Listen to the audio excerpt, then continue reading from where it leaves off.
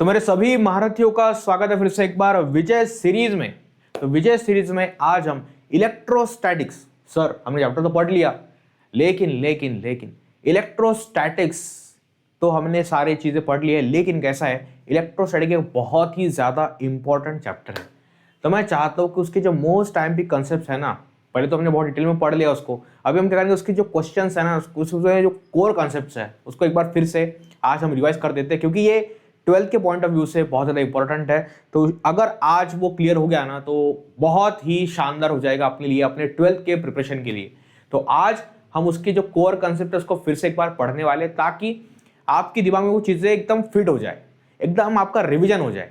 Okay, तो चलिए, तो विजय सीरीज में आपका स्वागत है, बहुत बहुत स्वागत है। चलिए, और इलेक्ट्रोस्टैटिक्स के मोस्ट आईएमपी कंसेप्ट आज मैं आपको पढ़ाने वाला हूं, बताने वाला हूं। ओके, चलिए चलिए चलिए, शानदार। उसके बाद में देखिए, ये है हमारी तत्व बुक सीरीज। यहाँ पर हमारे सारे जो बुक्स है फिजिक्स, केमिस्ट्री, मैथ्स, बायो के, ये है तत्व बुक सीरीज में अवेलेबल। वीडियो के डिस्क्रिप्शन में से लिंक दी गई है, सभी लोग वहां पर क्लिक करके इस बुक को परचेस कर सकते हैं। ये जो बुक है ये बहुत ही खास है, मतलब इसके अंदर आपके जो क्वेश्चन है वो सिंपल, मीडियम, डिफिकल्ट ऐसे क्वेश्चन दिए गए हैं। तो ये आपका प्रिपरेशन बहुत मजबूत कर सकते हैं और आपको एकदम सॉर्टेड तरीके से रास्ता दिखा सकते हैं। बाद में आप देख सकते हैं बेटा कि new batch and Shaurya batch. तो न्यू बैच है यहाँ पे प्राइम, न्यू बैच है यहाँ पर, मतलब ये 11th वालों के लिए, जो शौर्य बैच है वो 12th वालों के लिए। ये अपना 1 ईयर का प्लान है, ये अपना 2 ईयर का प्लान है। ओके, आ रही बात समझ में? चलिए, उसके बाद में देखिए मोरिया बैच है। ये मोरिया बैच आपके बड़े भाई बहनों के लिए है जो 12th स्टैंडर्ड में है। जो 12th स्टैंडर्ड का एमएसटी सीटी और बोर्ड का प्रिपरेशन करने के लिए इसका बहुत बहुत इंपॉर्टेंस है। ओके, चलिए, तो कोई भी ऑनलाइन एग्जाम देने से पहले आप आईबी सेट के एग्जाम के लिए इनरोल कर सकते हो। आईबी सेट के अगर आप एग्जाम देते हो तो आपको जो भी कोर्स लेना है तो उसके अंदर आपको 90% का स्कॉलरशिप मिल सकती है। तो बहुत ही शानदार ऑफर है आपके लिए, तो आप दे सकते हो और किसी भी बैच में आप इनरोल कर सकते हो आईबी सेट के एग्जाम दे करके। चलिए, और अगर आप ऑफलाइन जाना चाहते हो तो ऑफलाइन के सेंटर है वेदांतु के, कहाँ पर है, तो पुणे में 4 जगह पर है। पुणे में पीसीएमसी आहे, पिंपरी चिंचवडमध्ये आहे आपलं सेंटर, नंतर आपलं स्वारगेटला आहे, नंतर औंधला आहे, नंतर आपलं सिंहगडला आहे, नंतर विदर्भामध्ये जर आपण पाहिलं, विदर्भामध्ये आपण पाहिलं तर अमरावती, बुलढाणा, नागपूर, जळगाव या ठिकाणी आपले सेंटर्स आहेत, आणि नंतर आपलं सेंटर अहिल्यानगरमध्ये सुद्धा आहे। तर या ठिकाणी ऑफलाईन कोचिंग तुम्ही घेऊ शकता। तर ऑफलाईन कोचिंगमध्ये पण आपलं 90% स्कॉलरशिपचं जे मुलांचं स्वप्न आहे ते पण आपण पूर्ण करू शकतो। की तुम्ही जर एक्झामला सेंटरला तुम्ही भेट देत असाल, त्या ठिकाणी तुम्ही एक्झाम दिली, समजा एंट्रन्स एक्झाम, तर तुम्हाला चांगले मार्क्स मिळत असतील तर तुम्हाला त्याच्यामध्ये सुद्धा 90% पर्यंत स्कॉलरशिप मिळू शकते। ओके, चलिए, तो बेटा आज हम स्टार्ट करते हैं कि भाई इलेक्ट्रोस्टैटिक नाम की चीज क्या है। तो ये बेसिकली जब चार्जेस रेस्ट में होते हैं, जब चार्जेस रेस्ट में होते हैं तो उसका स्टडी, तो चार्जेस अगर रेस्ट में है तो कैसे बिहेव करते हैं, उसका जो स्टडी है भाई, that study we called electrostatics. उसको स्टडी को क्या बोलते हैं हम? इलेक्ट्रोस्टैटिक्स बोलते हैं। क्लियर हो गई बात? कि देखो, एक होता है कि चार्जेस कैसे हैं, एक होता है कि चार्जेस हमारे पास में है। तो चार्जेस अगर अपने पास में है, वो अगर मोशन में है तो हमें मिल जाएगा करंट। चार्जेस अगर मोशन में तो हमें क्या मिलेगा? करंट मिलने वाला है, हमें मिलेगा करंट। और अगर भाई चार्जेस अगर है मेरे पास में, और ये जो चार्जेस है, ये चार्जेस अगर रेस्ट में है तो हमें क्या मिलेगा? हमें मिलेगा बड़ा स्टैटिक चार्ज। ओके, और उसका स्टडी करने वाली जो ब्रांच है, that we called electrostatics, that we called electrostatics, that we called electrostatics. Okay, और अगर करंट की हम पढ़ाई करना चाहते हैं तो हमें चैप्टर होता है करंट इलेक्ट्रिसिटी। तो करंट इलेक्ट्रिसिटी में हम मोशन वाले चार्जेस की पढ़ाई करते हैं, और इलेक्ट्रोस्टैटिक्स में हम रुके हुए चार्ज की पढ़ाई करते हैं। अब चार्ज रुका हुआ है इसका मतलब ये नहीं वो सच में रुका हुआ है, वो फिर भी कुछ ना कुछ कारनामे करता रहता है। तो उसके जो कारनामे हैं, उस कारनामों की स्टडी इसमें की जाती है। तो चार्ज अगर रुका हुआ है, अगर पॉजिटिव चार्ज है, उसके सराउंडिंग में कोई पॉजिटिव चार्ज दूसरा है, उसको वो अट्रैक्ट करेगा। मतलब पॉजिटिव करे तो रिपेल करेगा, अगर पॉजिटिव नेगेटिव है तो अट्रैक्ट करेगा। अपोजिट अगर है तो अट्रैक्ट करने वाले, और सेम अगर तो रिपेल करने वाले। ऐसा इनकी हरकतें चलने वाली है। ओके, तो इन्हीं हरकतों का पढ़ाई इलेक्ट्रोस्टैटिक्स में आता है। ओके, अब इसमें क्या होता है? Every material is made of atoms, है ना, मतलब हर एक चीज क्या बनती है? एटम से बनती है। ओके, अब ये थोड़ा कैसा होता है कि एटम की अस्तित्व जो है ना, एटम के बारे में जो हम जानकारी लेते हैं ना, मतलब देखो, डुअल नेचर ऑफ मैटर नाम का एक चीज होता है, एक चैप्टर होता है अपने फिजिक्स के अंदर, उसमें हम बात करते हैं कि बेटा जो पार्टिकल है, तो पार्टिकल जो है मान लीजिए सब एटॉमिक पार्टिकल है इलेक्ट्रॉन की तरह, तो उस केस में सब एटॉमिक पार्टिकल अगर है इलेक्ट्रॉन की तरह, तो सब एटॉमिक पार्टिकल अगर इलेक्ट्रॉन की तरह है तो अगर वो मोशन में है तो वो वेव की तरह बिहेव करता है, और अगर वो रुका हुआ है तो वो अगर वो मतलब इलेक्ट्रॉन अगर है, अगर वो मोशन में मतलब लाइट के स्पीड से ट्रैवल कर रहा है तो वो वेव बन जाता है, और अगर वो रुका हुआ है मतलब वो पार्टिकल की तरह बिहेव करता है। मतलब मैटर का ड्यूअल नेचर, मतलब ऐसा होता है कि हम बोलते हैं कि हर चीज एटम से बनती है, लेकिन भाई एटम का अस्तित्व जो है उसके बारे में भी जब हम सब एटम के लेवल पे जाते हैं तो वहाँ पे हर एक सब एटम पार्टिकल्स के अस्तित्व के लिए हम बोलते हैं कि भैया ये है कि नहीं है, तो डुअल नेचर हो जाता है पार्टिकल का। ओके, तो यहाँ पर देखो कि हर जो चीज़ है वो एटम से बनी हुई है, उसके अंदर क्या है, प्रोटॉन्स है, इलेक्ट्रॉन्स है, न्यूट्रॉन है, ऐसे तीन चीज़ें यहाँ पर होती है उसके बीच में। ओके, समझ में आ रहा है? ओके, ऐसा होता है, इलेक्ट्रॉन्स, प्रोटॉन्स और न्यूट्रॉन, ऐसी तीन चीज़ें यहाँ पर होती है सब एटॉमिक पार्टिकल्स के लेवल पे। आ रही बात समझ में? क्लियर है? क्लियर है इतना सब एटॉमिक पार्टिकल्स के लेवल पे? तो प्रोटॉन के ऊपर पॉजिटिव चार्ज होता है, इलेक्ट्रॉन के ऊपर नेगेटिव चार्ज होता है, न्यूट्रॉन के ऊपर कोई चार्ज ही नहीं होता। ओके, ऐसी बात यहाँ पर होती है। इसके ऊपर कोई चार्ज होता है क्या? नहीं होता है।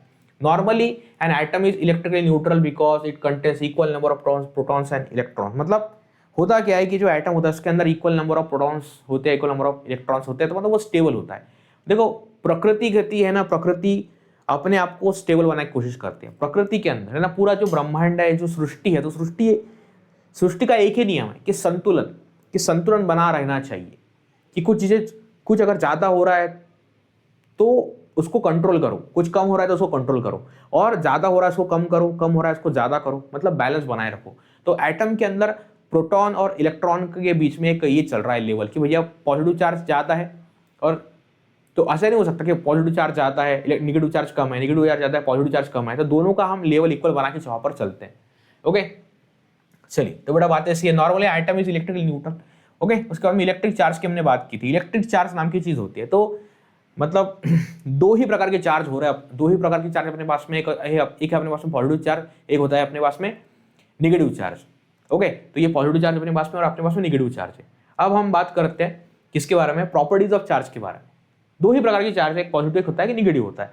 अब देखो चार्ज कैसा होता है, like charges repel each other, positive repel करेंगे, नेगेटिव रिपेल करेंगे, और unlike charges attract each other. जो अनलाइक चार्जेस होते हैं वो क्या करते हैं, अगर अनलाइक चार्जेस है वो क्या करेंगे, अट्रैक्ट करने वाले। आ रही बात समझ में? लाइक चार्जेस रिपेल करने वाले, अनलाइक चार्जेस क्या करने वाले, अट्रैक्ट करने वाले। तो ये बहुत ही साधारण चीज है। Charge is scalar quantity. Charge क्या है? चार्ज एक स्केलर क्वांटिटी। समझ में आ रहा है? चार्ज वेक्टर है क्या? चार्ज वेक्टर नहीं है, चार्ज वेक्टर नहीं है। इवन चार्ज अगर फ्लो हो रहा है और करंट बना रहा है तो करंट भी वेक्टर नहीं है। करंट भी वेक्टर के लॉज जो है फॉलो नहीं करता, उसको हम स्केलर की तरह ही उसके एडिशन करते हैं। ओके, आ रही बात सिंपल समझ में? और चार्ज का मतलब, चार्ज का जो यूनिट होता है दैट इज कूलम। कूलम के अंदर हम चार्ज को मेजर करते हैं। कूलम जो है, जो कूलम होता है, तो coulomb that is unit of charge. Coulomb क्या होता है? चार्ज का यूनिट होता है। कूलम के अंदर चार्ज को मेजर किया जाता है।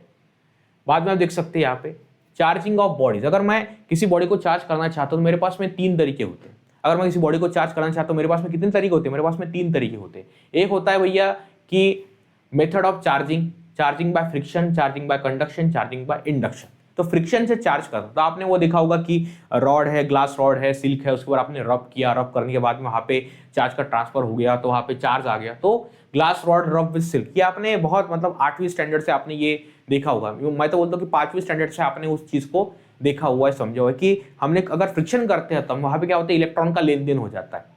तो इलेक्ट्रॉन का लेन देन हो गया मतलब किसी ने इलेक्ट्रॉन दे दिया तो उसके ऊपर आ गया पॉजिटिव चार्ज, किसी ने इलेक्ट्रॉन ले लिया तो उसके ऊपर आ गया नेगेटिव चार्ज। इस तरीके से ये काम करता है।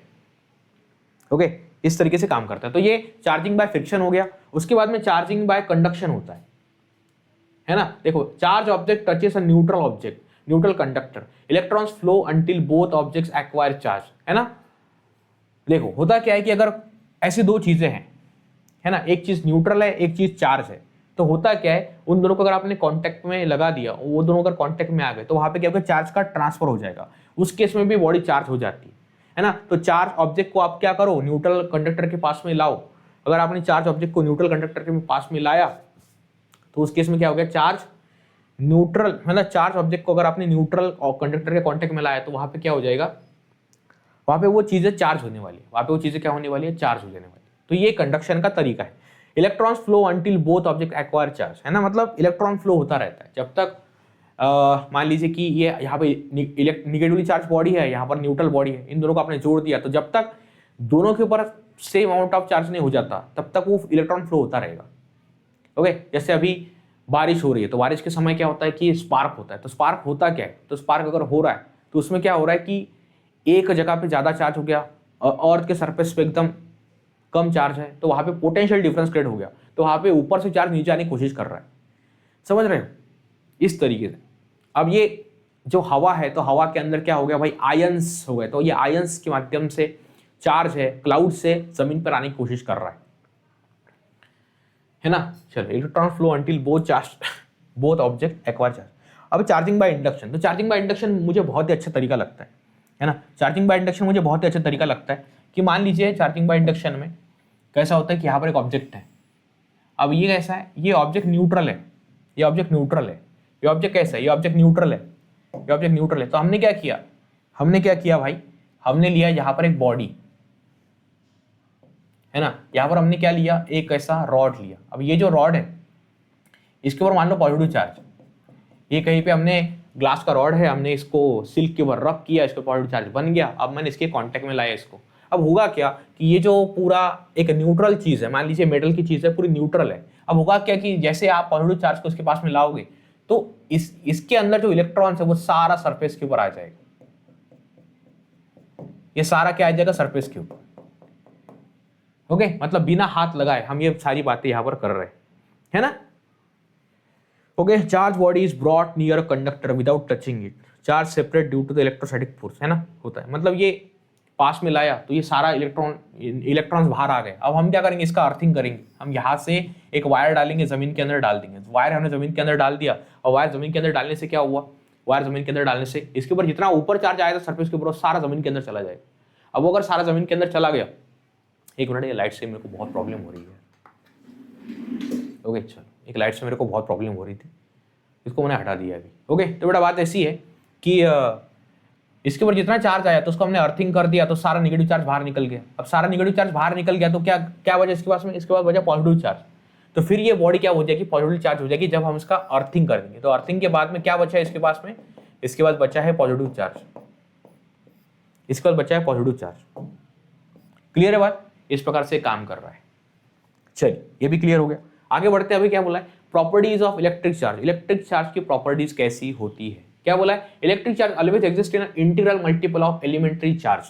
ओके, देखो सबसे छोटा जो चार्ज है वो है इलेक्ट्रॉन के ऊपर, है ना। इलेक्ट्रॉन के ऊपर जो चार्ज है that is a very very basic charge. Okay, मान लीजिए कि वो करेंसी है, चार्ज के लेन देन के लिए वो करेंसी बन चुकी है। अगर चार्ज दिया जा रहा है, लिया जा रहा है, तो इलेक्ट्रॉन के हिसाब से ही दिया जा रहा है, लिया जा रहा है। ओके, मान लो कि एक इलेक्ट्रॉन पर जितना चार्ज होता है दैट अमाउंट 1.6 × 10⁻⁹ कूलम, इतना ही चार्ज दिया जाएगा, इतना ही चार्ज दिया जाएगा। ऐसा नहीं हो सकता कि ये जो चार्ज है इसका हाफ नहीं किया जाता, इसका इंटीग्रल मल्टीपल किया जाता है। हाफ चार्ज लेन देन नहीं होता है। समझ में आ रहा है, मतलब आपको 1 रुपया देना है तो आप बाद में अगर आपको ज्यादा देना है तो आप 2 रुपए दो, 3 रुपए दो, 4 रुपए दो, आप 4.5 रुपए नहीं दे सकते। आपको लेना है तो आप 5 रुपए लो, 6 रुपए लो, 7 रुपए लो, लेकिन 7.5 रुपए नहीं ले सकते आप 8.5 रुपए भी नहीं ले सकते। इस प्रकार से मतलब ये जो होता है इसको बोलते हैं quantization of charge. Quantization of charge, charge अगर दिया जा रहा है तो इसके मल्टीपल में ही दिया जाएगा, इसका इंटीग्रल मल्टीपल। इंटीग्रल समझते हो ना, मतलब 1 2 3 पर अप टू सो ऑन, तो चार्ज का इंटीग्रल मल्टीपल के तौर पर ही चार्ज दिया जाएगा। 3.5, 4.5, 5.5 ऐसा चार्ज नहीं दिया जाएगा, मतलब 3.75 चार्ज नहीं दिया जा सकता। ओके, इसका मल्टीपल अगर इसको मल्टीप्लाई करना है तो 1 से करो, 2 से करो, 3 से करो, 4 से करो, लेकिन 3.5 से मल्टीप्लाई मत करो। तो चार्ज जो है is integral multiple of basic charge on the electron that is E। Okay, ऐसा होता है। कंजर्वेशन ऑफ चार्ज, चार्ज का conservation. Charge can neither be created not destroyed, charge को तैयार नहीं किया जा सकता, चार्ज को डिस्ट्रॉय भी नहीं किया जा सकता। जिस प्रकार से हम एनर्जी को डिस्ट्रॉय नहीं कर सकते उसी प्रकार से चार्ज को भी हम डिस्ट्रॉय नहीं कर सकते, ठीक है। इवन मास भी कैसा रहता है, मतलब जो चीजें है मतलब जिन चीजों से ये ब्रह्मांड बना हुआ है उतना का उतना ही रहता है, कभी बदलता नहीं, घटता नहीं। ओके, ऐसी बातें होती है। मनुष्य ही ऐसा जीव है जो सारी चीजों को मतलब सारी चीजों को बर्बाद करने की कोशिश करता है। ओके, मान लीजिए जंगल में अगर गया तो जंगल में क्या हो रहा है, एकदम बैलेंस बना हुआ है। मतलब शेर जो है वो हिरन को खाएगा तो हिरन की संख्या कंट्रोल में रहेगी, शेर का पेट भरेगा। ओके, तो शेरों का होना भी जरूरी है, हिरण का होना भी जरूरी है। तो ये सारी चीजें बैलेंस है किसी जंगल के अंदर, तो कोई कोई समस्या नहीं है। लेकिन जैसे मनुष्य वहां पे एंटर करता है तो फिर क्या बोलेगा वो, कि अपने लिए घर बनाएगा, घर के आसपास में पूरा कंपाउंड जो है वहां पे सब कुछ चीजें बैलेंस करने की कोशिश करेगा, आजू बाजू की चीजें हैं उसको भी कंट्रोल करने की कोशिश करेगा, सब कुछ कंट्रोल करने की कोशिश करेगा। फिर बोला है कि मेरे ऊपर मतलब पूरा जंगल के अंदर झाड़ों को कम करेगा, फिर जो अग्रेसिव मतलब डेंजरस एनिमल है उनको मारने की कोशिश करेगा, पक्षियों को भी मारने की कोशिश करता है। तो ये सारी चीजें मनुष्य के आने से डिस्टर्ब हो जाती है। लेकिन मैंने क्या बोला कि जो प्रकृती होती है, सृष्टी होती है, जो ब्रह्मांड होता है, ते काय करतं आपल्याला, ते नेहमी बॅलन्स बनवून ठेवण्याचा प्रयत्न करतं। प्रकृती काय करते की एक संतुलन बनवण्याचा प्रयत्न करते नेहमी। ओके, कोणती गोष्ट जास्त नाही आहे, कोणती गोष्ट कमी नाही आहे, जी जास्त आहे त्याला कमी करते, जी कमी आहे त्याला जास्त करते। तर अशा प्रकारे एक बॅलन्स तयार होऊन जातो आपल्या सोसायटीमध्ये, आपल्या प्रकृतीमध्ये। ठीक है, समझ में। तो चार्ज कभी डिस्ट्रॉय नहीं किया जा सकता, चार्ज कभी क्रिएट नहीं किया जा सकता। It can only be transfer from one body to another, वो सिर्फ एक बॉडी से दूसरे बॉडी तक ट्रांसफर किया जा सकता है। That charge is get transfer from one body to another body, है ना। Additivity of charges, total charge on the body is the algebraic sum of all the individual charges, है ना। मतलब चार्ज को अगर ऐड करना है, देखो चार्ज स्केलर क्वांटिटी है, उसको आसानी से ऐड कर सकते हैं, आसानी से सब्ट्रैक्ट कर सकते हैं। ओके, इजीली इसको मतलब कितना चार्ज है भैया, 4 है 5 है तो एडिशन करो, 4 है 5 है सब्ट्रैक्ट, चला गया तो सब्ट्रैक्ट करो। मान लीजिए सोडियम है, सोडियम के ऊपर अब 11 प्रोटॉन्स है, मतलब एटॉमिक नंबर उसका 11 है, उसके पास 11 इलेक्ट्रॉन्स है। तो आपने क्या किया, मान लो उसके अंदर से एक चार्ज चला गया, मान लो उसके अंदर से एक इलेक्ट्रॉन चला गया, तो आपने क्या बोला कि सब्ट्रैक्ट कर दो भाई, 11 में से एक सब्ट्रैक्ट कर दो तो 10 बचेगा, तो 10 पॉजिटिव चार्ज बनेगा। उसके बाद में यहाँ पर क्या 11 प्रोटॉन्स है, उसके बाद 10 इलेक्ट्रॉन्स है, तो क्या हो गया 11 प्रोटॉन्स है तो प्रोटॉन की संख्या बढ़ गई, इलेक्ट्रॉन की संख्या 1 से कम हो गई। तो वहां पे क्या हुआ, एक बैलेंस बन गया, मतलब 11 प्रोटॉन्स है उनका नंबर बढ़ गया, यहाँ पर 10 इलेक्ट्रॉन्स है, तो यहाँ पर क्या हो गया, एक बैलेंस तैयार हो गया। इन दोनों में कौन ज्यादा है, एक प्रोटॉन ज्यादा है, तो हम क्या बोलेंगे सोडियम के ऊपर एक एक्स्ट्रा पॉजिटिव चार्ज आ चुका है, एक ही चार्ज आ चुका है। समझ में आ रहा, बैलेंस बना हुआ है, क्योंकि 10 इलेक्ट्रॉन 10 प्रोटॉन को अभी भी बैलेंस करने की कोशिश कर रहे हैं। या फिर जो 10 इलेक्ट्रॉन्स है वो 10 प्रोटॉन को अभी भी बैलेंस करने की कोशिश कर रहा है, इसके पास एक ही एक्स्ट्रा पॉजिटिव चार्ज है, तो that's why the sodium is getting the positive charge, that is one positive charge that sodium is getting. Okay, तो it can only be transfer from one body to another. The total charge on a body is the algebraic sum of all the individual charges, है ना। जो total charge body के ऊपर है is the sum of all the individual charges, algebraic sum कर दो, विषय खलास हो गया। बाद में देखो यहाँ पे कि कूलम्स लॉ क्या कहता है, देखो कूलम्स लॉ ग्रेविटेशन की तरह ही यहाँ पर कूलम्स लॉ होता है। कूलम्स लॉ क्या कहता है कि मान लो मेरे पास में दो चार्जेस है, यहाँ पे मेरे पास में एक चार्ज है, यहाँ पे मेरे पास में एक चार्ज है, और दोनों के बीच में डिस्टेंस कितना है, मैं बोलता हूँ कि r। देखो सिंबॉलिकली देखो होता क्या है, ये r जब आता है ना, मैं रेडियस की बात करता हूँ, मैं चाहता हूँ कि ये जो बुक्स के अंदर है ना इसको d लिखना चाहिए, तो d लिखेंगे तो डिस्टेंस का बराबर रिप्रेजेंटेशन वहां पे हो जाएगा। तो हमें क्या करना है, हमें भैया फोर्स लगाना है, that force is equal to 1/4πε0। इस तरीके से ये बनेगा अपना, मतलब देखो सिंपल सी बात है, कांस्टेंट है वो, टेंशन मतलब ज्यादा कि मुझे फोर्स अगर देखना है, दो चार्जेस के बीच में अगर मैं फोर्स को कैलकुलेट करने की कोशिश कर रहा हूं, तो that force is proportional to the product of the charges and inversely proportional to the, है ना, product of the charges and inversely proportional to the square of the distance between them, इस प्रकार से Q1 Q2 बाय r²। उसके बाद में यहाँ पर क्या बोला कि f मैंने लिया है, और यहाँ पर देखो कांस्टेंट आने वाला, तो कांस्टेंट क्या है 1/4πε0, ये बन गया कांस्टेंट, और यहाँ पे क्या बना Q1 और Q2 बन चुका है, और यहाँ पर बनेगा r²। ओके, तो ये जो फोर्स है दो चार्जेस के बीच में ये जो फोर्स है Q1 Q2, तो ये दोनों चीजें यहाँ पर है, उसके बाद इसका स्क्वायर, तो Q1 Q2 आएगा, यहाँ पर r², तो ये हो गया कांस्टेंट। ये बिल्कुल भी अपने ग्रेविटेशन की तरह ही है। हमने ग्रेविटेशन में क्या देखा था कि जो ग्रेविटेशनल फोर्स ऑफ अट्रैक्शन है is directly proportional to the product of the masses and inversely proportional to the square of the distance between them. तो यहाँ पर वही करने का अपने को, वहां पे दो चार्जेस जो है अपने को कूलम में दिए गए हैं उसका मल्टीप्लिकेशन करना है, उसका प्रोडक्ट निकालना है, और डिस्टेंस का स्क्वायर करना है, और डिस्टेंस स्क्वायर को वहां पर इनवर्स में रखना है। तो यहाँ पर हमें f proportional to Q1 Q2 bye r² मिलेगा, बिल्कुल ग्रेविटेशन की तरह। और हम यहाँ पर कांस्टेंट लेने वाले हैं, दैट कांस्टेंट इज 1/4πε0, इस प्रकार से। तो यहाँ पर जो एप्सिलॉन होता है वो परमिटिविटी होती है। परमिटिविटी का मतलब क्या होता है कि एक मीडियम है, मीडियम की परमिटिविटी होती है। मीडियम क्या करता है, मतलब मीडियम है तो हमने इसके अंदर NaCl डाल दिया, मतलब पानी है, पानी के अंदर हमने NaCl डाल दिया, तो पानी क्या करता है, पानी अपने मॉलिक्यूल्स को परमिशन देता है कि जाओ इनके बीच में जो बॉन्ड है इसको ब्रेक कर दो। तो ये देखो आप देख सकते हैं फोर्स और इप्सिलॉन नॉट ये दोनों इनवर्स में है। तो परमिटिविटी अट्रैक्टिव फोर्स के मतलब चार्जेस के फोर्स के बीच में थोड़ा सा रुकावट बनने का काम करती है, इसलिए ये इनवर्स में होता है। Permittivity of the free space है ना, फ्री स्पेस मतलब फ्री स्पेस भी है तो तब भी चार्जेस के बीच में कुछ ना कुछ रुकावट, मतलब देखो होता यह है कि हर मीडियम की परमिटिविटी होती है, इतना आपको याद में रखना है। हर मीडियम की क्या होती है, परमिटिविटी होती है। ओके, अगर फोर्स है तो फोर्स का यूनिट क्या है, न्यूटन है। कूलम्बिक फोर्स हो कि ग्रेविटेशनल फोर्स हो, फोर्स का यूनिट तो न्यूटन रहेगा। ओके, अब देखो characteristics of Coulomb's law. Coulomb's law का कैरेक्टरिस्टिक्स है ना, कूलम्स लॉ का क्या है कैरेक्टरिस्टिक, देखो कूलम्स लॉ का कैरेक्टरिस्टिक, कूलम्स लॉ का कैरेक्टरिस्टिक्स है ना। कूलम्स लॉ के अंदर क्या बोला जाता है, force act along the line joining the two charges, मतलब यहाँ पर एक चार्ज है, यहाँ पर एक चार्ज है, तो इनके बीच में अगर कोई फोर्स है तो ये अलोंग द लाइन एक्ट कर रहा है, ये इसका कैरेक्टरिस्टिक्स है। उसका मतलब लाइक चार्जेस, अगर मैं पॉजिटिव पॉजिटिव लेता हूं तो पॉजिटिव पॉजिटिव एक दूसरे को रिपेल करता है। ओके, उसका जो अनलाइक चार्जेस अगर है तो वो अट्रैक्ट करने वाले। Electrostatic force is a conservative force है ना, कैसा है मतलब पाथ के ऊपर डिपेंडेंट, जो फोर्स पाथ के ऊपर डिपेंडेंट नहीं होता तो उसको कंजर्वेटिव फोर्स बोला जाता है। ग्रेविटेशनल फोर्स भी एक कंजर्वेटिव फोर्स है। बाद में देखो electrostatic force is obvious Newton's third law. जो इलेक्ट्रोस्टैटिक फोर्स है वो क्या करेगा, न्यूटन्स लॉ को ऑबे करने वाला है ना। जो इलेक्ट्रोस्टैटिक फोर्स है वो न्यूटन्स लॉ को ऑबे करेगा है ना, न्यूटन्स थर्ड लॉ को ऑबे करने वाला है। देखो न्यूटन थर्ड लॉ क्या कहता है कि हर एक्शन को एक रिएक्शन मिलने वाली है, मतलब अगर पहला चार्ज दूसरे के ऊपर अट्रैक्टिव फोर्स एक्सर्ट करेगा तो दूसरा चार्ज भी पहले के ऊपर अट्रैक्टिव फोर्स एक्सर्ट करने वाला है। पहला अगर चार्ज दूसरे के ऊपर अट्रैक्टिव फोर्स एक्सर्ट करेगा तो दूसरा चार्ज भी पहले के ऊपर अट्रैक्टिव फोर्स एक्सर्ट करने वाला है। ठीक है, आ रही बात समझ में, क्लियर हो रही है बातें। चलो आगे बढ़ते।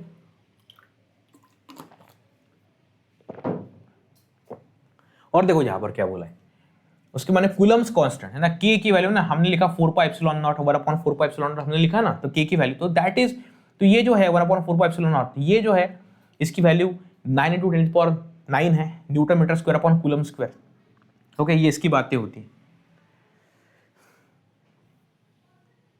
ओके, आ रहा समझ में, इस प्रकार से काम करता है 9 × 10⁹ newton metre square upon coulomb square, इस प्रकार से ये चीजें होती है। ये आपका कांस्टेंट है, ये आपका कांस्टेंट है। ओके ओके है ना। अभी हम इलेक्ट्रिक फील्ड की बात करते हैं। देखो इलेक्ट्रिक फील्ड, आपको लगा रहा है बाप रे इलेक्ट्रिक फील्ड मतलब क्या है, देखो सिंपल सी बात है। मैथमेटिकली अगर हम देखें तो थोड़ा सा अलग लगता है, और अगर डेफिनेशन देखें तो थोड़ा सा अलग लगता है। डेफिनेशन में क्या बोलेगा, डेफिनेशन में बोलेगा कि it is a region around a charge body where another charge experiences force is called electric field, है ना। समझ में आ रहा है। तो चार्ज बॉडी, अगर यहाँ पर कोई हमारे पास में चार्ज बॉडी है, अगर हमारे पास में कोई चार्ज बॉडी है, ओके हमारे पास में कोई चार्ज बॉडी, तो उसके सराउंडिंग में जो रीजन तैयार हो रहा है जहां पर दूसरा एक चार्ज, ओके समझ में आ रहा है, region around charge body where another charge body experience force is called electric field, है ना। मतलब एक चार्ज अगर हमने लिया तो एक चार्ज, मतलब ये चार्ज के अराउंड जो रीजन है, उस रीजन में अगर कोई दूसरा चार्ज, उस रीजन में अगर कोई दूसरा चार्ज फोर्स को एक्सपीरियंस करता है, उस रीजन में अगर कोई दूसरा चार्ज है और वो फोर्स को एक्सपीरियंस कर रहा है, उस रीजन में अगर कोई दूसरा चार्ज है वो अगर फोर्स को एक्सपीरियंस कर रहा है, तो हम बोलेंगे भैया वहां तक उसका फील्ड है, वहां तक उसका क्या है, फील्ड है ना। फिर another charge experiences force is called electric field, है ना, ऐसी बात होती है। उसके बाद में electric field intensity is the force acting on a, देखो अगर मैं मैथमेटिकली इसको बताने की कोशिश करूं, है ना, कि मैं बोलूं कि इलेक्ट्रिक फील्ड को किस तरीके से मैं समझाऊं, तो यहां पर ये होता है कि कितना फोर्स एक्ट हो रहा है, कूलम्बिक फोर्स एक्ट हो रहा है, और पर यूनिट चार्ज कितना एक्ट हो रहा है। ओके, पर यूनिट चार्ज, समझ में आ रही बात है कि अगर पर यूनिट चार्ज कितना फोर्स है, अगर मैं ये कैलकुलेट कर सका, ओके अगर पर यूनिट चार्ज कितना फोर्स है, अगर इसको मैंने कैलकुलेट कर लिया, पर यूनिट चार्ज कितना फोर्स अगर मैंने कैलकुलेट कर दिया, तो that becomes field, that becomes field. तो फोर्स को हम काउंट करेंगे न्यूटन में, चार्ज को हम काउंट करेंगे कूलम्स में, इस प्रकार से काम करने वाले। तो ओके, इस प्रकार से ठीक है। अब ये जो फॉर्मूला है तो उसको मैं थोड़ा सा और, तो E is equal to F upon charge, मतलब फोर्स पर unit charge that is field, ये मैथमेटिकली हम समझाते हैं। उसके बाद में आपको बताता हूं मैं कि देखो ये हमें निकालना है फील्ड, ये हमें निकालना है फील्ड, ओके ये हमें क्या निकालना है, फील्ड निकालना है। ये अपना फील्ड हो गया। तो मुझे पता है कि कूलम्बिक फोर्स अपॉन पर यूनिट चार्ज, तो मान लीजिए कि एक बड़ा सा चार्ज है, एक बड़ा सा चार्ज है, इसने सराउंडिंग में करना फील्ड बनाया, बड़ा सा चार्ज इसने क्या बनाया, फील्ड बनाया। तो E इज इक्वल टू, मैं ये लेता हूं यहाँ पे, तो फोर्स है, उसके बाद में छोटा सा चार्ज पर यूनिट चार्ज, तो इस चार्ज ने इस छोटे से चार्ज के ऊपर कितना फोर्स लगा ये मैं कैलकुलेट करना चाहता हूँ। ओके, तो फोर्स का फॉर्मूला क्या है, कूलम्बिक फोर्स का कि जो कांस्टेंट है वो कांस्टेंट हमने ले लिया। उसके बाद में यहाँ पर मैं लेता हूँ Q1, यहाँ पर मैं लेता हूँ मैं Q2 डिवाइडेड बाय मैं क्या करता हूँ, डिवाइडेड में क्या करता हूँ डिस्टेंस का स्क्वायर, मतलब डिस्टेंस का स्क्वायर मतलब r का स्क्वायर। तो यहाँ पर देखो Q1 Q2 तो हम लेते हैं, लेकिन जो Q है यहाँ पर वो बड़ा Q है, बड़े Q से तैयार होने वाला चार्ज, और यहाँ पर है छोटा Q, बड़ा Q छोटा Q। इस प्रकार से उसको हम डिवाइड करते हैं स्मॉल q से, उसको हम डिवाइड करते हैं स्मॉल q से, इसको हम डिवाइड करते हैं स्मॉल q से। आ रही बात समझ में, यहाँ पे k हो गया, यहाँ पे q हो गया, यहाँ पे r का स्क्वायर हो गया, तो यहाँ पर क्या हो गया, ये कैंसिल हो गया, q यहाँ पर कैंसिल हो गया।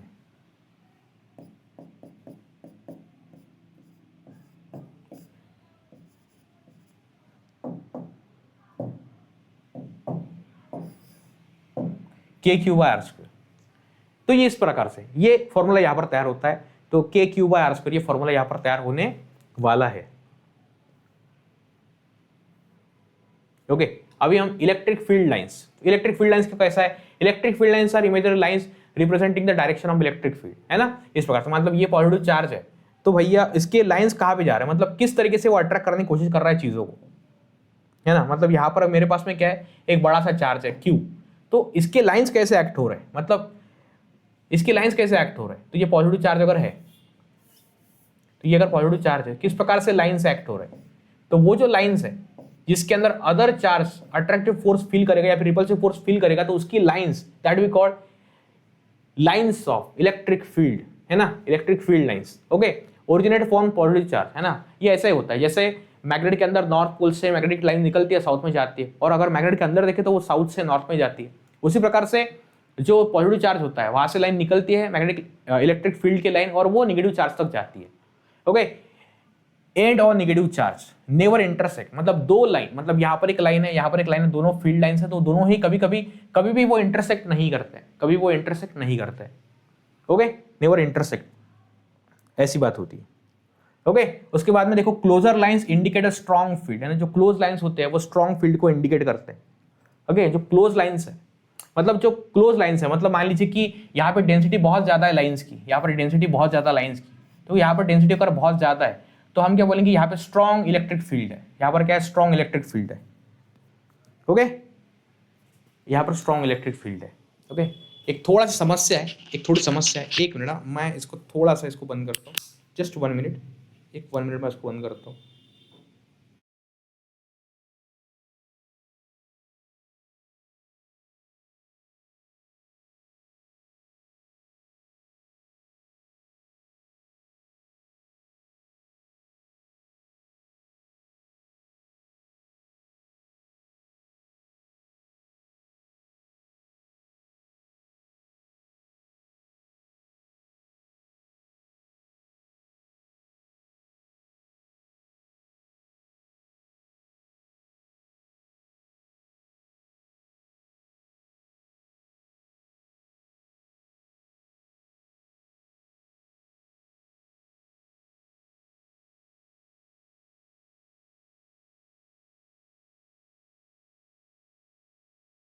वो सॉल्व हो गई है।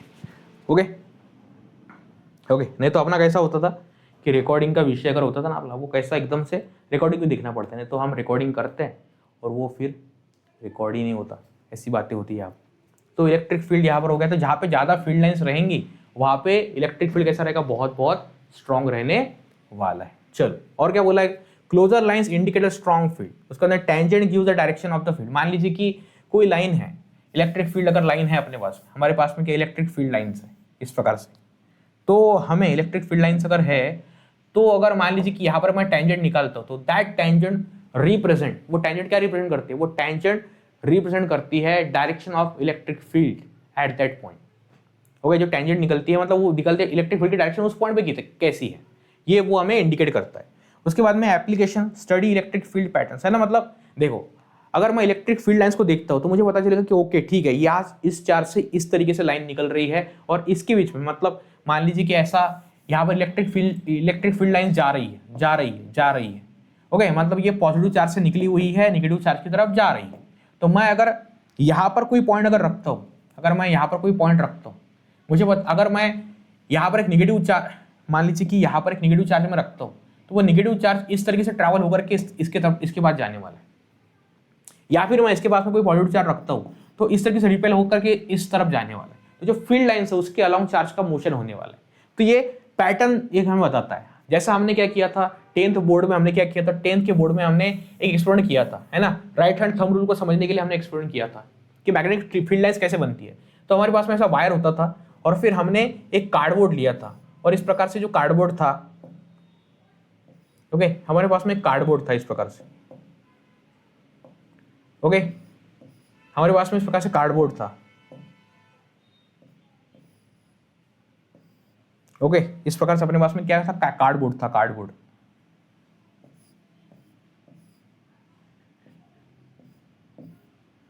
ओके, समझ में आ रहा है। तो ये जो कार्डबोर्ड हमने लिया था तो हमने इसके अंदर होल किया था और इसके अंदर से हमने वायर को पास किया था। अब मान लीजिए करंट अगर ऊपर जा रहा है, करंट अगर ऊपर जा रहा है तो उस केस में क्या होगा, यहां पर आएंगे पार्टिकल्स,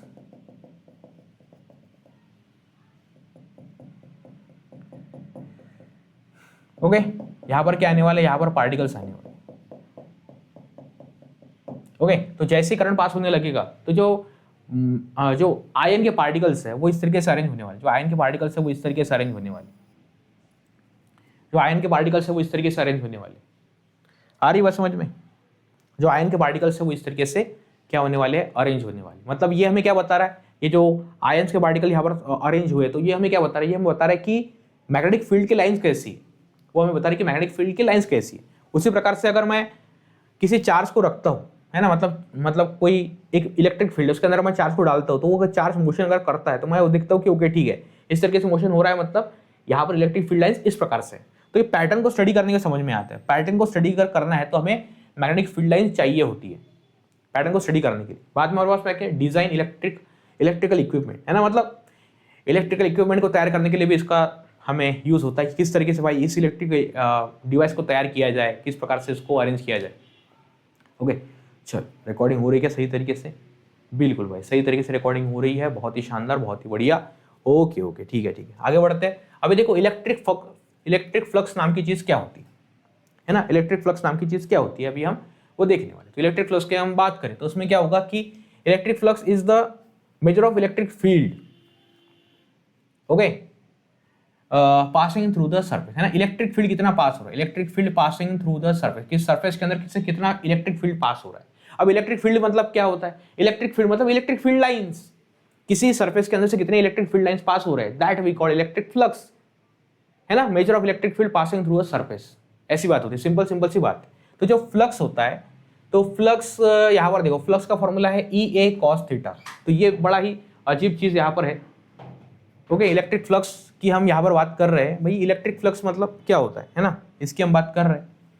तो विषय ऐसा है भाई कि इलेक्ट्रिक फ्लक्स है ना, इलेक्ट्रिक फ्लक्स, तो उसमें हम इसको इस तरीके से समझते हैं कि ये एरिया जो होता है ना, देखो अब तक कैसा हो गया था, एरिया को हम कुछ समझते नहीं थे, हम एरिया स्केलर के वेक्टर है, हमें समझ में नहीं आता था। लेकिन भैया एरिया जो है ना, इसके बाद में समझना पड़ेगा आपको कि एरिया भी एक वेक्टर क्वांटिटी है। एरिया भी क्या है, एरिया भी एक वेक्टर क्वांटिटी है, एरिया भी एक वेक्टर क्वांटिटी। मतलब ये अगर सरफेस है, ओके, ये अगर ऐसा सरफेस है, तो अगर सरफेस लिया है तो एक देखो इस तरीके से एक हम सरफेस लिया है, तो ये सरफेस के सेंटर से जाने वाला एरो है। ये हमने सरफेस लिया है और ये सरफेस के सेंटर से जा रहा एरो है, ओके, मतलब उसको परपेंडिकुलर है। तो वो एरिया के वेक्टर को रिप्रेजेंट करता है, वो एरिया के वेक्टर को रिप्रेजेंट करता है कि ये सरफेस है और सरफेस के सेंटर से एक लाइन पास हो रही है और वो उसका वेक्टर है। मतलब मैं बोलता हूं कि हाँ ये एरिया वेक्टर है, ओके, ये एरिया वेक्टर है। और यहाँ पर देखो, मान लीजिए कि ये देखो, ये सरफेस है, इस सरफेस का एरिया वेक्टर इस प्रकार से, और इलेक्ट्रिक फील्ड इस प्रकार से जा रही है। तो इलेक्ट्रिक फील्ड की डायरेक्शन ये है और एरिया के वेक्टर की डायरेक्शन ये है। अब इन दोनों में एंगल कितना बना है, थीटा बना है।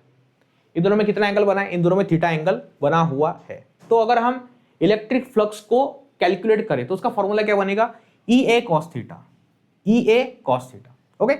इसको थोड़ा सा इस तरीके से भी हम लिख सकते हैं कि मान लो कि ये इलेक्ट्रिक फील्ड जा रहा है और ये अपना सरफेस है, ये एरिया है, ये एरिया का वेक्टर हो गया, ये इलेक्ट्रिक फील्ड का वेक्टर हो गया।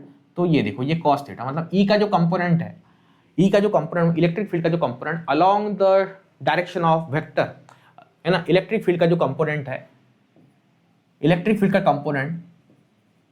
Component along the direction of area के डायरेक्शन में, तो वो क्या बन जाता है, वो बन जाता है flux is equal to E A cos theta, है ना, इस प्रकार से, है ना। तो एरिया और इलेक्ट्रिक फील्ड का कंपोनेंट इस प्रकार से, तो ये कॉस थीटा इस प्रकार से बनने वाला है, ये flux E A cos theta यहां पर बनने वाला है, तो that is electric field area and theta, इसका एक रिलेशन बनता है, तो दैट इज इलेक्ट्रिक फ्लक्स, मतलब किसी सरफेस के अंदर से कितना इलेक्ट्रिक फील्ड पास हो रहा है, that gives us electric flux. Okay, चलो आगे बढ़ते हैं। अभी हम गॉस लॉ की बात करते हैं, तो कि गॉस लॉ क्या है, तो गॉस लॉ हमें इलेक्ट्रिक फील्ड के बारे में बात करता है, इलेक्ट्रिक फील्ड के बारे में ही ये बात कर रहा है। ओके, तो हमने क्या बोला कि total electric flux through a close surface, मान लीजिए कि क्लोज सरफेस है, एक हमने क्लोज सरफेस ले लिया है ना, हमने क्लोज सरफेस लिया, अभी इस क्लोज सरफेस के अंदर से, इस क्लोज सरफेस के अंदर से कितना इलेक्ट्रिक फ्लक्स पास हो रहा है, एक क्लोज सरफेस है, उस क्लोज सरफेस के अंदर से कितना इलेक्ट्रिक फ्लक्स पास हो रहा है ना, तो वो हमें कैलकुलेट अगर करना है तो वो हमें कौन बताता है, गॉस लॉ बताता है कि भैया गॉस लॉ का जो वैल्यू है ना, तो गॉस लॉ है, तो गॉस लॉ हमें बताता है कि क्लोज अगर कोई सरफेस है उसके अंदर अगर चार्ज है, ओके, तो जो इलेक्ट्रिक फील्ड है भाई, है ना, जो इलेक्ट्रिक फ्लक्स है वो कितना रहेगा, है ना, तो वो हमें बताता है, उसका फॉर्मूला क्या है, वो बोलता है कि फाई का मतलब होता है इलेक्ट्रिक फ्लक्स, तो बोलता है कि जो क्लोज सरफेस है, तो क्लोज सरफेस के अंदर कितना चार्ज है वो आप ले लो और उसको डिवाइड करो फील्ड मतलब मीडियम की परमिटिविटी से। ओके, जो भी चार्ज है वो आप ले लो और उसको परमिटिविटी से डिवाइड करो, है ना, उसको डिवाइड करो परमिटिविटी से। ओके, तो वो बनेगा इलेक्ट्रिक फ्लक्स, है ना। देख लो एक बार स्टेटमेंट क्या है, total electric flux through a close surface के अंदर से जो इलेक्ट्रिक फ्लक्स जा रहा है उसका क्या वैल्यू है, is equal to the enclose charge, उस क्लोज सरफेस के अंदर कितना चार्ज है वो आप देख लो, उसके बाद में कितनी उसकी परमिटिविटी, फील्ड की परमिटिविटी कितनी है उसकी आप वैल्यू देख लो, तो हमें चार्ज अपॉन परमिटिविटी यहाँ पर मिलने वाली है, तो that becomes the flux, that becomes the flux. Okay, electric field due to the spherical charge, है ना, एप्लीकेशन क्या है, मतलब अगर कोई स्फेरिकल चार्ज है, ओके, मतलब कोई क्लोज सरफेस है, स्फीयर है, उसके अंदर चार्ज अगर इनक्लोज है तो उसका इलेक्ट्रिक फील्ड कितना होगा, तो हमें पता चलेगा। इनफाइनाइट प्लेन शीट्स, है ना, उसका cylindrical charge distribution, okay, advantages, है ना, simplifies field calculation for symmetrical system, मतलब इससे होता क्या है कि इससे हमें ये पता चलता है, ओके भाई, इससे हमें ये पता चलता है कि मतलब थोड़ा कैलकुलेशन सिंपल हो जाता है अपना, इलेक्ट्रिक फ्लक्स को कैलकुलेट करने का जो हमारा एक तरीका होता है वो आसान हो जाता है by using this formula, charge upon permittivity, इसकी हम बातें यहां पर कर रहे हैं।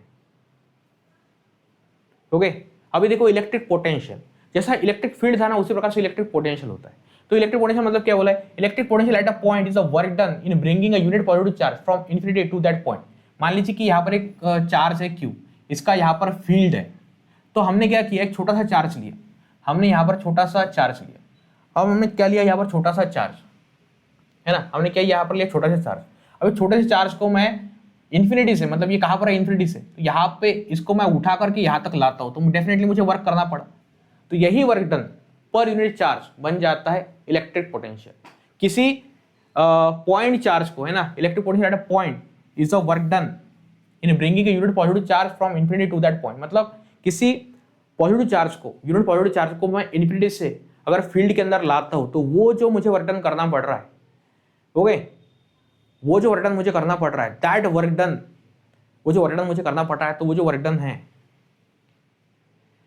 ओके, तो वही बोला जाएगा पोटेंशियल, वही इलेक्ट्रिक पोटेंशियल बोला जाएगा। तो V इज इक्वल टू क्या बनेगा, V इज इक्वल टू बनने वाला है work done per unit charge, work done per unit charge ये बनने वाला है, okay, work done per unit charge ये बनने वाला है, ओके, तो ये क्या बनेगा, वोल्टेज, ये क्या बनेगा, है ना, मतलब V मतलब क्या है, मतलब V को देखो पोटेंशियल हमने 10वीं से पढ़ा, तो हम वोल्ट में इसको काउंट करते हैं, वोल्टेज को, पोटेंशियल डिफरेंस को हम वोल्ट में काउंट करते हैं, इसको भी हम वोल्ट में काउंट करने वाले, चार्ज को हम कूलम में काउंट करेंगे और क्यू को, मतलब स्मॉल क्यू मतलब वही चीज है ना, मतलब कूलम।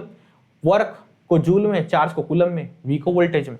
ओके, अब इसका फॉर्मूला दिया गया है के क्यू बाय आर। अब देखो दो चीजें आपको क्लियर यहां पर समझनी है, दो चीजें आपको यहां पर क्लियर करनी है। वो चीजें ये है, ओके बेटा, वो चीजें क्या है, क्या है, क्या है, क्या है भाई, वो चीजें क्या है, वो चीजें ये है। ओके, वो चीजें क्या है, तो वो चीजें अगर मैं आपको बताऊं तो विषय ऐसा हो जाएगा कि जब मैं, देखो एक होता है फोर्स, एक होता है फोर्स, एक होता है फील्ड। ओके, एक होता है फोर्स, एक होता है फील्ड। ओके, अगर मैं फोर्स पर यूनिट चार्ज लेता हूं, फोर्स पर यूनिट चार्ज मतलब क्या बनता है, फील्ड बनता है ना। फोर्स पर यूनिट चार्ज क्या बनता है, फील्ड बनता है। सिंपल सी बात, फोर्स पर यूनिट चार्ज क्या बनता है, फील्ड बनता है। सिंपल सी बात है, फोर्स पर यूनिट चार्ज क्या बनता है, फील्ड बनता है। फोर्स पर यूनिट चार्ज क्या बनता है, फील्ड बनता है। फोर्स पर यूनिट चार्ज क्या बनता है, फील्ड बनता है। ओके, उसके बाद में मैं देखो, एक होता है पोटेंशियल डिफरेंस, है ना, एक होती है पोटेंशियल एनर्जी, एक होती है पोटेंशियल एनर्जी, है ना। देखो पोटेंशियल एनर्जी मतलब क्या होता है, वर्क डन नहीं होता है ना। देखो पोटेंशियल एनर्जी क्या होती है, वर्क डन होता है। पोटेंशियल एनर्जी क्या होती है, वर्क डन होता है, वर्क डन। कि मान लो हमने वर्क डन किया, मतलब किसी चीज को उठा करके हमने सर के ऊपर रख दिया, तो दैट इज वर्क डन। वो जो वर्क डन है वही स्टोर होता है in the form of potential energy. तो potential energy is nothing but the work done. Okay, तो ये हो गया पोटेंशियल एनर्जी। लेकिन अगर मैं पोटेंशियल की बात करता हूं, अगर मैं पोटेंशियल की बात करता हूं, यहां पर क्या होता है, पोटेंशियल एनर्जी मतलब वही अपना वर्क डन जो आपने किसी बॉडी के ऊपर किया है, work done per unit charge, ये बनता है पोटेंशियल। मतलब देखो फोर्स होता है तो फोर्स पर यूनिट चार्ज फील्ड बन जाता है। पोटेंशियल एनर्जी मतलब क्या होता है, work done, work done per unit charge potential बन जाता है।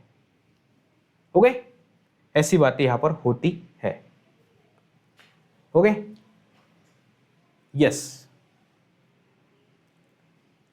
ओके, तो यहां पर फॉर्मूला अपना दिया है कि v इज इक्वल टू के क्यू बाय आर। ये बन गया अपना पोटेंशियल का फॉर्मूला। ये क्या बन गया अपना पोटेंशियल का फॉर्मूला। हा हा हा, और क्या बचा हो भाई, देखो potential difference and equi potential surface, है ना। Potential difference, work done in moving unit positive charge between two points, है ना। मतलब देखो पोटेंशियल डिफरेंस, मान लो कि यहां पर एक पॉइंट है, यहां पर एक पॉइंट है। ओके, तो यहां से यहां पर पॉइंट को लेके जाने के लिए जो मुझे वर्क करना पड़ता है, पॉइंट को यहां से यहां पर लेके जाने के लिए मुझे जो वर्क करना पड़ता है, that work is potential, that is work. वो जो वर्क है वो पोटेंशियल डिफरेंस है ना। मतलब मान लीजिए कि यहां पर एक बॉडी रखी हुई है और जमीन पर एक बॉडी रखी हुई है, इसके बीच में क्या है, एक एनर्जी गैप। इसके बीच में क्या है, एनर्जी गैप। इसके बीच में क्या है, एनर्जी गैप। इसके बीच में क्या है, एनर्जी गैप। ओके, उसके बीच में क्या है, एनर्जी गैप है। तो भाई एनर्जी गैप को फिल करने के लिए आपको क्या करना पड़ता है, वर्क करना पड़ता है कि यहां से उठाओ उसको और यहां पे लेके जाओ, यहां से उठाओ और यहां पर लेके जाओ। तो ये जो गैप है वो वर्क से कंप्लीट होती है ना। मतलब पोटेंशियल डिफरेंस मतलब यहां पर, मतलब आप बिल्डिंग पर चढ़ रहे हो तो यहां पर एक पॉइंट है, यहां पर एक पॉइंट है, इन दोनों में जो डिफरेंस है वो पोटेंशियल एनर्जी का डिफरेंस है। वही वही ये चीज को रिलेट करने की कोशिश कर रहे हैं कि दो पॉइंट के बीच में पोटेंशियल कितना है, डिफरेंस कितना है। तो यहां से यहां तक जाने के लिए जो मुझे वर्क करना पड़ेगा, that work is a difference between these two points. तो मैं लिखता हूं यहां पे voltage is equal to work done per unit charge. Okay, तो यही क्या बनेगा आपका पोटेंशियल डिफरेंस बनने वाला है। इक्वी पोटेंशियल सरफेस, और surface on which all points have the same potential, मतलब कि सरफेस के ऊपर सारे पॉइंट का पोटेंशियल सेम ही है, तो उसको बोलेगा इक्वी पोटेंशियल सरफेस। इसको क्या बोला जाएगा, इक्वी पोटेंशियल सरफेस बोला जाएगा, है ना। No work is done while moving a charge on it, electric field is perpendicular to it, equipotential surface never intersect, है ना। इक्वी पोटेंशियल सरफेस अगर है तो वहां पे सारे पॉइंट का पोटेंशियल सेम ही रहने वाला है। किसी को कहीं पे मान ली ये सरफेस है, इसके बीच में पोटेंशियल डिफरेंस ही नहीं है, तो मतलब यहां से यहां तक जाने में कोई एनर्जी का बदलाव होने वाला ही नहीं है। मतलब देखो आप फर्स्ट फ्लोर पे रहते हो तो आप सब लोगों की जो पोटेंशियल एनर्जी है वो सेम ही हो गई। जो लोग सेकंड फ्लोर पे रहते हैं तो उन सबकी पोटेंशियल एनर्जी सेम ही रहेगी। तो कोई अगर अलोंग द फ्लोर कोई मूवमेंट करता है तो उसके एनर्जी में कोई बदलाव होता है क्या, नहीं, उसके एनर्जी में कोई बदलाव नहीं होता।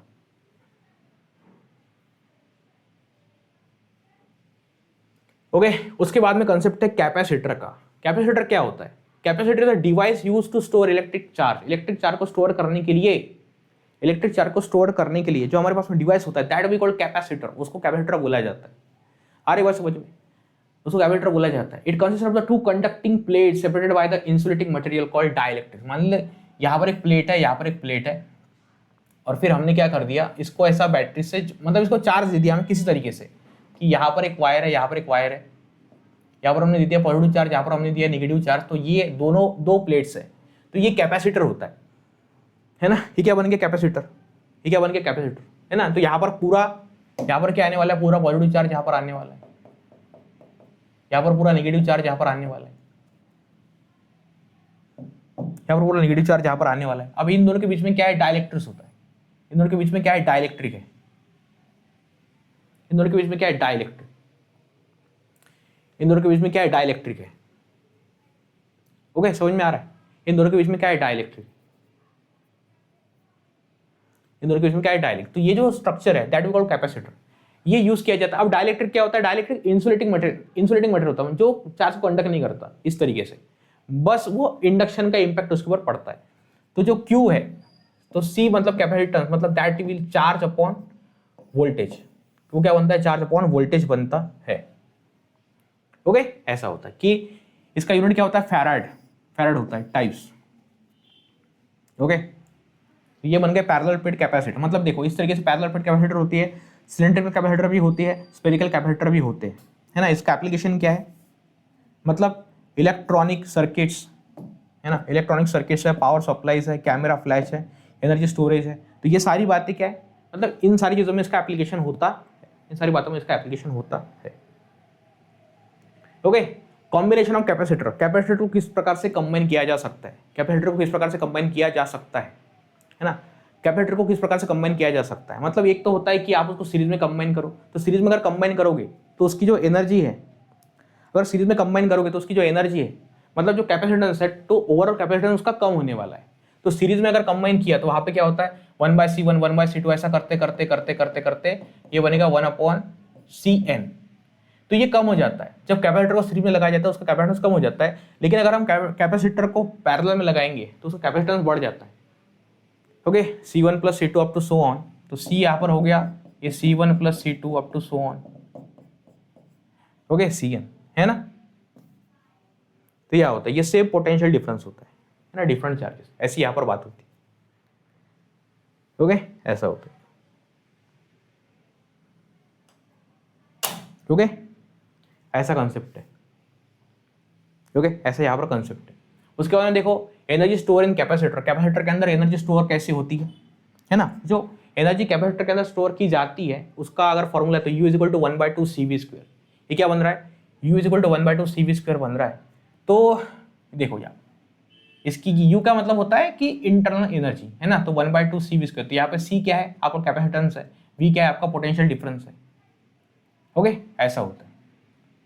तो यहाँ पर C का वैल्यू क्या होता है ना। C का वैल्यू देखो, C का वैल्यू हमने क्या लिया था?